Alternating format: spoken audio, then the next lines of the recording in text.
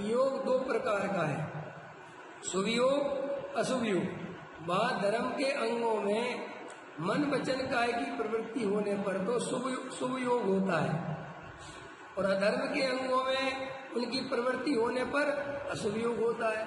वहाँ शुभ उपयोग या अशुभ उपयोग हो, सम्यक प्राप्त किए बिना घात या कर्म की तो सर्व प्रकृतियों का निरंतर बंद ही होता रहता है। ये बात इंपॉर्टेंट है, समझ में आ गई क्या कह रहे टोटामल जी? वो ये कह रहे हैं कि देखो भाई, शुभ उपयोग हो अशुभ उपयोग हो, ठीक है, ये तो अघाती कर्मों की प्रकृतियां बनेगी उससे, लेकिन सम्यक नहीं है तब तो घातिया कर्मों की सर्व प्रकृतियों का बंद होता ही रहेगा, घाती कर्मों का। और घाती कर्म ही, अघाती कर्म नहीं, घाती कर्म ही असली दुख के कारण हैं। इसलिए तो मैं कहता हूं, जिन लोगों की ऐसी मान्यता बनी रहती है शुभ अशुभ शुभ अशुभ, शुभ अशुभ का भेद घाती कर्म का है, वो घाती पंख। अरविंद जी ये समझ लो, बहुत अच्छी बात। जो शुभ अशुभ भाग होते हैं इनका संबंध अघाती कर्मों से। कैसे है? अघाती कर्म माने जिनसे जीव का डायरेक्ट कोई लेना देना नहीं, जीव उनसे सुखी दुखी। जैसे देखो, अघाती कर्म है, तुमने पुण्य करा तो तुम्हें अच्छा शरीर, अच्छे बच्चे, अच्छी पत्नी, अच्छे संयोग, ये सब कहलाते हैं अघाती कर्मों के उदय। इनसे जीव का कोई संबंध। किसी को अगर अंदर में मोह नहीं है तो देखो उसका कितने पुण्य का उदय बना रहे हो, उससे कोई उसको लेना देना नहीं, और कितने पाप का उदय बना रहे उससे कोई लेना देना नहीं है। ये सब सुख दुख तो मोह के कारण अनुभव होता है। मुनिराज को मोह नहीं है तो देखो उनकी सारी जगत पूजा करता है तो उन्हें खुशी नहीं होती, वो सारा जगत उन्हें गाली देता है तो उन्हें दुख नहीं होता। तो मुनिराज को ऐसा क्यों होता है, उनको सुख दुख क्यों नहीं होता बाहर में? क्योंकि उनके मोह कर्म, और हमारा मोह कर्म है तो हमारा महान पुण्य का उदय चलता हो तो भी आकुलता मिटती नहीं है। सच बताओ, मिटती है? क्यों नहीं मिटती? क्योंकि आकुलता का जो असली कारण मोह है वो तो ज्यों का त्यों बैठा है। आप सही में पूछता हूँ, मुकेश अंबानी की आकुलता होगी कि नहीं? सही बताओ, है होगी कि नहीं? नरेंद्र मोदी की आकुलता होगी कि नहीं होगी? बताओ। अच्छा, ज्यादा होगी कि कम होगी? पुण्य का उदय तो ज्यादा है ना, पुण्य का उदय तो कमजोर नहीं है, क्योंकि पुण्य का उदय तभी तो प्राइम मिनिस्टर है, पुण्य का उदय तभी तो खरबपति है ना, पुण्य का उदय इतना ज्यादा। लेकिन इतना सारा पुण्य जिसके पल्ले में हो उसकी आकुलता इतनी सी भी कम नहीं होती, मिथ्यात्व है तो। आगे समझ में? इसलिए अगर तुम सुख दुख भी पहचानते हो तो पहचानो कि सुख और दुख बाहर के संयोगों से नहीं होता। अंतरंग में जितना ज्यादा मोह होगा उतना दुख बढ़ेगा। और हमारी बुद्धि ये है कि हम मुकेश अंबानी होते तो हम शायद इतने परेशान नहीं होते। हमारी बुद्धि ये है कि हमारे पास ताकत होती, पावर होती, हम प्राइम मिनिस्टर होते तो हम शायद दुखी। ऐसा नहीं है, ये मान्यता निकाल दो। अनंत आकुलता है मोह की, और बेचारे रात और दिन आकुलता चलती है। अभी वर्तमान में भी देखो, हम और आप देखें जैन साहब, अभी आप वर्तमान में देखो, आपसे ज्यादा पैसा इनके पास है, ठीक है, उदाहरण के लिए ये बड़े सेठ है, ठीक है, फिर भी बताओ आकुलता ज्यादा किसकी? इनके पास कम होनी चाहिए ना, क्योंकि इनके पास ज्यादा पैसा है। लेकिन आप खुद देखो, आकुलता उसके पास ज्यादा है जो ज्यादा बड़ा है। और आप गारंटी ले लो, मुझे एक आदमी लेके आओ आप, जिसका आप कहोगे साहब इसको देखो साहब आकुलता नहीं है, पुण्य का उदय नहीं है ही नहीं।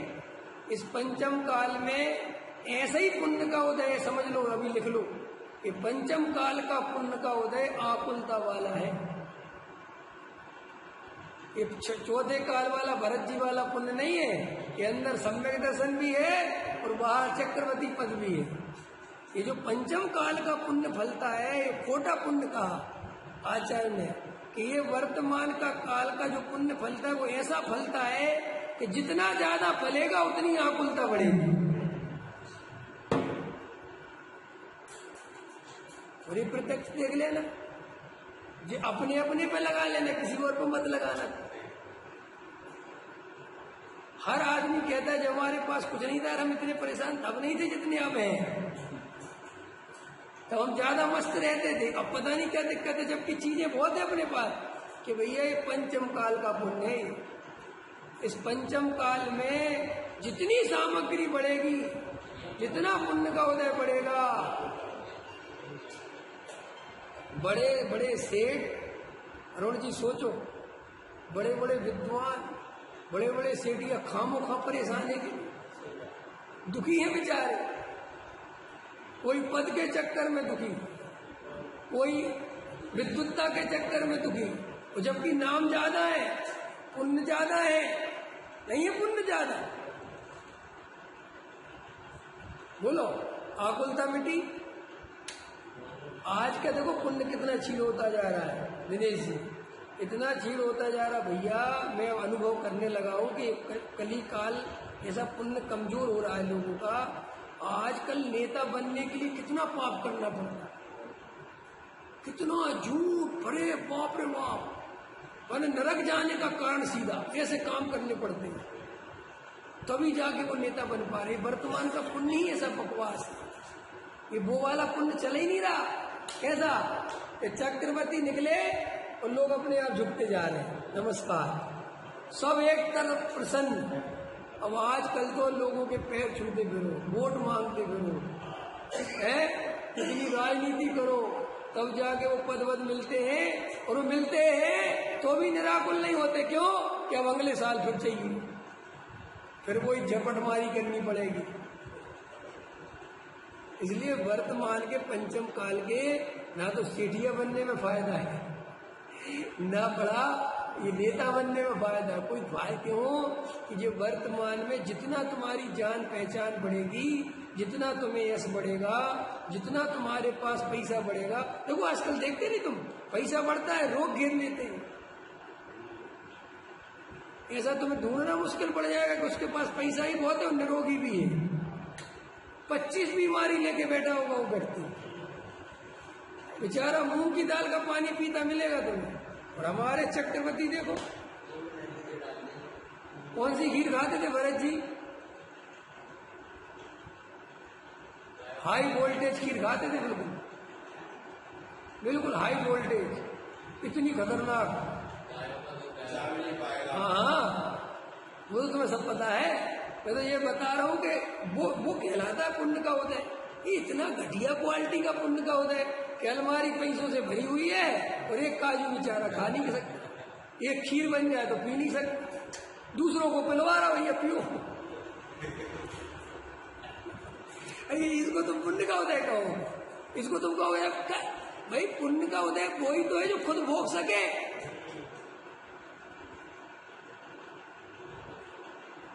वर्तमान बता जैन साहब, एक चांदी चौक में बैठे, सदर में बैठे, इनकी कोठियां खड़ी हैं।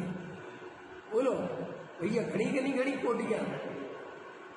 बेचारे खुद वहां 4x4 की दुकान में ऐसे बैठे रहते हैं, वहां कंजस्टेड, वहां स्थिति खराब। वो घर में सारे बढ़िया पुण्य के उदय में ऐसी चल रही, वे अपने मस्त बैठे में। तो भाई तू काय को अपने को पुण्यशाली समझता है? तू तो गधा मजूरी कर रहा है, पुण्य तो उनका है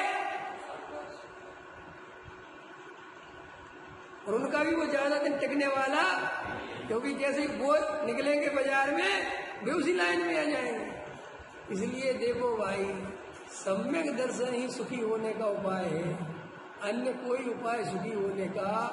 इसलिए अन्य उपायों को सुखी होने का उपाय मानना महामिथ्या है।